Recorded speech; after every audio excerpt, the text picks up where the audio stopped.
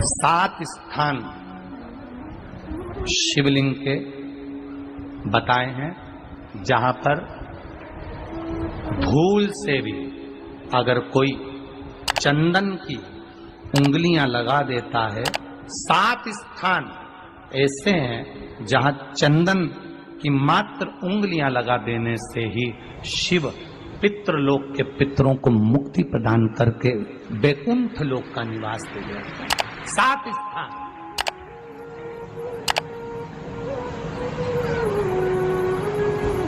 और वो 7 स्थान जो चंदन के बताए गए हैं, पहला भगवान देवाधिदेव महादेव के शिवलिंग पर चंदन का लेपन। समझ लेना जरा बहुत अच्छे से।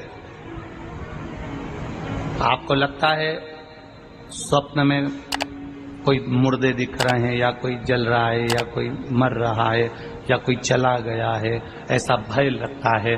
बच्चों को मानी भेजूंगी ऐसा हो जाएगा, पति को मानी भेजूंगी ऐसा हो जाएगा, कोई हमारे कोई गलत तो नहीं कर रहा है, आपको लगता है। 7 स्थान चंदन के बताए महाराज।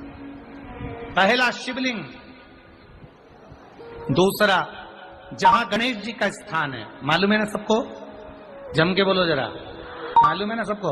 जहां गणेश जी का स्थान है वहां अलग से गणेश जी बैठे, वहां नहीं। शिवलिंग में जलाधारी के ठीक सामने राइट में गणेश, लेफ्ट में कार्तिकेय, बीच में अशोक सुंदरी। तो पहला चंदन बाबा के शिवलिंग पर, दूसरा गणेश जी पर चंदन की उंगली, तीसरा षडानंद कार्तिकेय पर चंदन की उंगली, चौथा अशोक सुंदरी पर चंदन की उंगली, पांचवा जलाधारी पर चंदन की उंगली, छठा जो शिवलिंग का जल बह रहा है इसके ठीक विपरीत की ओर चंदन की उंगली, और 7वां चंदन नंदी के मस्तक के ऊपर जो 2 सींग लगे रहते हैं उस पर चंदन की उंगली। ये कब लगाई जाती है? या तो अमावस्या के दिन। आपको लगता है कि हमारे पूर्वजों का उद्धार नहीं हुआ, हमारे पूर्वजों का कल्याण नहीं हुआ, कहीं अधोगति में कोई चला गया है, उसका बस एक बार, रोज नहीं जरूरत है, प्रतिदिन जरूरत ही नहीं, महीने में एक बार अगर अमावस्या के दिन भी आपने चंदन के थोड़ा सा चंदन अगर मेरे देवाधिदेव महादेव को 7 स्थान पर समर्पित किया है। अशोक यहाँ पर वर्णन कर रही है, मैना, धन्य और कला की कथा कर रही है। तीनों ने सनकादि ऋषियों से मांगा। चंदन भगवान को अति प्रिय होता है और चंदन ही एक ऐसा होता है जो पितरों को भी प्रिय होता है, जिसका स्पर्श मात्र लगने से पूर्वजों का कल्याण हो जाता है। वो चंदन अमावस्या के दिन जो नदी, तालाब, बावड़ी, कुआं किसी भी एक जगह पर अपने पूर्वजों का नाम लेकर शाम के समय पर दिया लगाएगा, ये मेरा विश्वास रहता है, उसके लिए कुबेर भंडारी भंडार जरूर बनेगा, पितृ भंडार अवश्य। तुलसी की लकड़ी पानी में घुमाकर, लकड़ी नहीं हो तो माला तो होगी ही, जल में भ्रमण कराकर, जल में घुमाकर, तुलसी की लकड़ी को जल में डालकर स्नान जो करता है, मात्र घुमाना है, लकड़ी डालकर नहीं रखना है, घुमाकर अपने पूजन वाले स्थान पर रख लो, या पानी में पहले से घुमा लो, उस पानी को ले जाकर डाल दो। अमावस्या करता है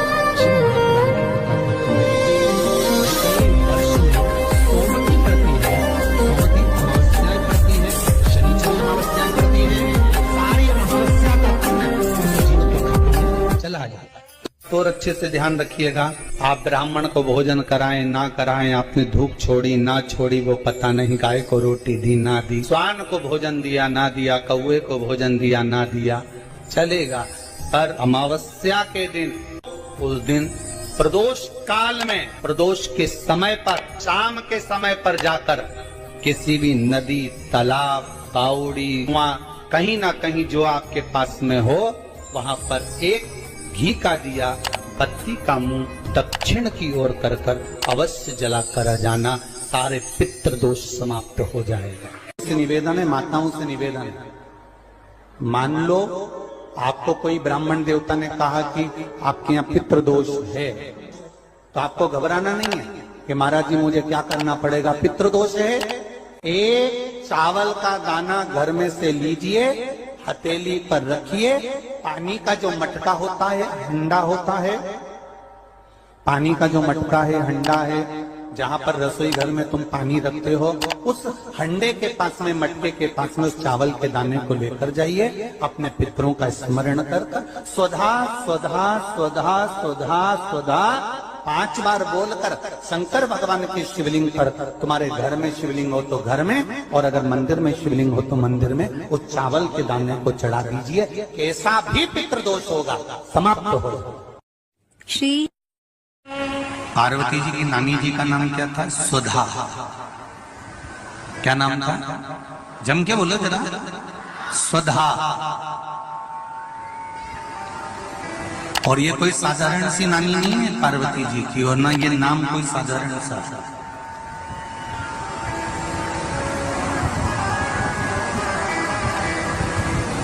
ये वो स्वधा है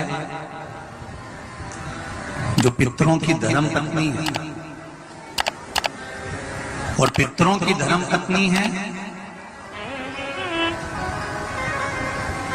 अगर घर में, और तुम्हें लग रहा है कि मैं 1 रुपए कमा रहा हूं, 100 रुपए खर्चा हो रहा है, या फिर घर में क्लेश बना हुआ है, या घर में बीमारियां बढ़ी हुई है, तो एक काम करना प्रारंभ कर दो।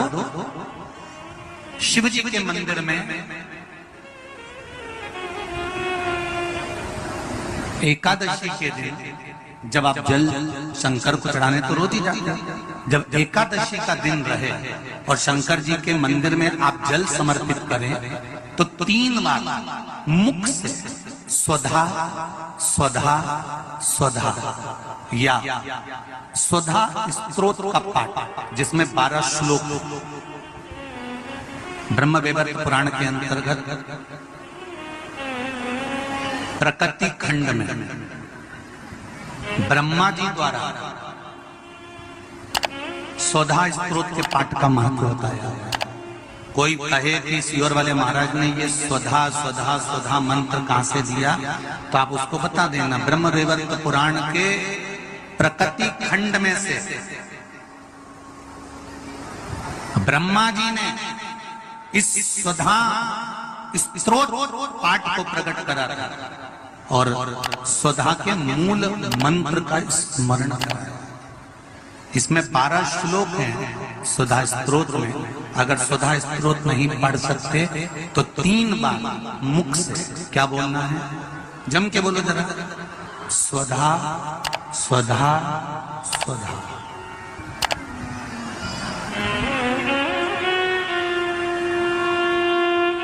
पीछे धा है, हा नहीं तो तुम स्वाहा स्वाहा स्वाहा कर। पीछे क्या है? धा, धनुष वाला। फिर से एक बार बोलिए 3 बार। स्वधा स्वधा स्वधा। और एक बात और ध्यान दीजिएगा,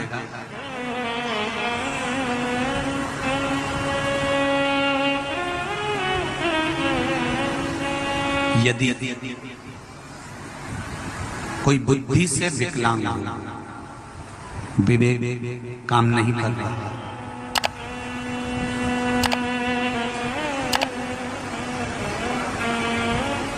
अगर विवेक काम ना कर रहा हो, माइंड से कोई कमजोर हो, तो जब स्वधा के नाम से आप शंकर भगवान को जल समर्पित करें, स्वधा स्वधा कहकर उस जल को समर्पित करें, तो पितरों का स्मरण कर कर वही स्वधा को समर्पित किया गया जल, जिसको विवेक की तकलीफ होती है, बुद्धि की तकलीफ होती है, अपने पितरों का, अपने पूर्वजों का स्मरण कर कर उस जल को उस विवेकहीन व्यक्ति के दोनों भुकुटियों के पास में लगा देना चाहिए। थोड़ा सा एकादशी के दिन अगर जल चढ़ाने जाओ तो 3 बार मुख से बोलिएगा। फिर से बोलो एक बार। स्वधा स्वधा स्वधा।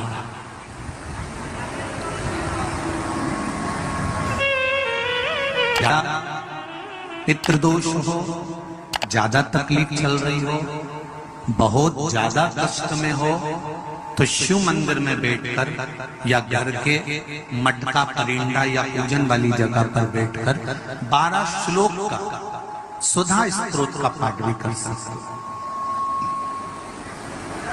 ये पार्वती जी की नानी जी सुधा,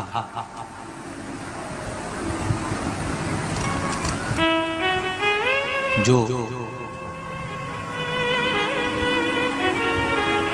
भगवान शिव का अभिषेक करना, पूजन करना, अर्चना करना, मंत्र जाप करना, स्मरण करना, नित्य प्रति शिव पूजन में डूबी रहना, इनका एक ही काम था। थी पितरों की पत्नी,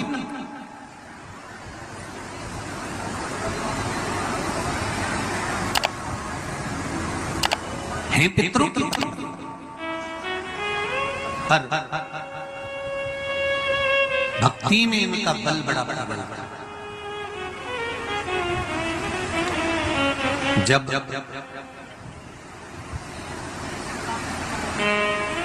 मैनावती के गर्भ से गंगा मैया का जब प्रागट्य हुआ था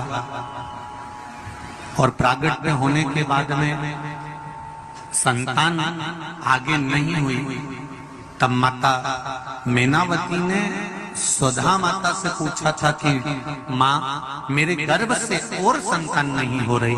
तब सुधा ने उनको शिव आराधना का भाव बताया था।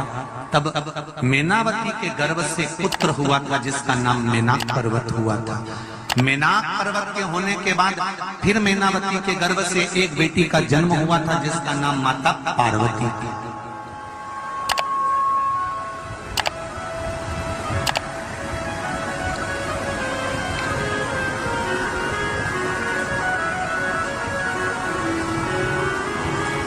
तब उनका नाम माता पार्वती। और माता पार्वती की तब साधना का बल इतना प्रबल था, इतना बल प्रबल था। माता पार्वती जी ने अपनी नानी से जो सीखा था, सुधा माता से जो सीखा था, शिव आराधना का जो भाव माता पार्वती सीख कर बैठी थी, वो माता पार्वती जी ने शंकर की इतनी आराधना करी, इतनी आराधना करी कि देवाधिदेव महादेव के साथ में माता पार्वती जी का मंगल विवाह हुआ। ये सुधा से सीखा था। हमारे घर के बच्चों को कोई दूसरा सिखाने वाला नहीं मिलेगा। हमारे घर के बच्चों को हमें सिखाना पड़ेगा। सारी दुनिया की गतिविधि तुम्हारे बच्चों को दुनिया सिखा देगी, पर हमारे कुल का, हमारे घर का, हमारे सनातन धर्म का संस्कार हमारे बच्चों को कोई दूसरा नहीं सिखाएगा। सिखाना घर के माता पिता को पड़ेगा, कोई दूसरा नहीं सिखाने वाला। आपके बच्चे को मोबाइल चलाना किसने सिखाया? तुमने सिखाया क्या? अरे जम के तो बोलो री जी। आप अपने बच्चों को कभी मोबाइल चलाना नहीं सिखाओगे, फिर भी बच्चा मोबाइल चलाना सीख जाएगा। जितना तो तुमको नहीं आता उससे जोरदार तो टिंगू उनको आता। उसको किसी ने सिखाया? जम के बोलो जरा। नहीं, अपने आप सीख गया। क्योंकि आज की जो जनरेशन है, आज के जो बच्चे हैं, इनको कुछ सिखाने की जरूरत नहीं होती। आज के बच्चे अपने आप टीवी देख देख के, जो माताएं दिन भर डॉक्टर कह देता बेड रेस्ट करो, और बेड रेस्ट मतलब पलंग पे पड़ी रहो, दिन भर नाटक देखती रहो, तो नाटक देखते देखते देखते देखते देखते देखते वो अंदर से जो देख रहा। श्री शिवाय नमस्तुभ्यम, हर हर महादेव। दोस्तों, जैसे कि गुरुजी ने अमावस्या के दिन का उपाय बताया है, इतने उपाय में से जो भी उपाय आपको सरल लगे, करने में जो भी आपको सही लगे, उस उपाय को आप लोग जरूर करिएगा।